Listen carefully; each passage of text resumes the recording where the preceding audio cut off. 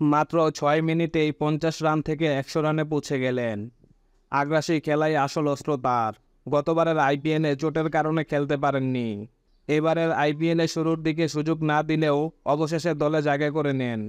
রবিবার সেই ক্রিকেটারের ব্যাটেই এলো ১০০ রান। গুজরাট টাইটান্সের বিরুদ্ধে ৪১ বলে সেঞ্চুরি করে আইপিএল মাতিয়ে দিলেন উইল জ্যাক। ৫০ থেকে ১০০ রানে পৌঁছাতে নিলেন মাত্র ৬ মিনিট।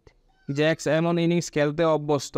ইংল্যান্ডের ঘরোয়া লিগে দ্য 100-এ ৪৮ বলে ১০৮ রান করেছিলেন তিনি।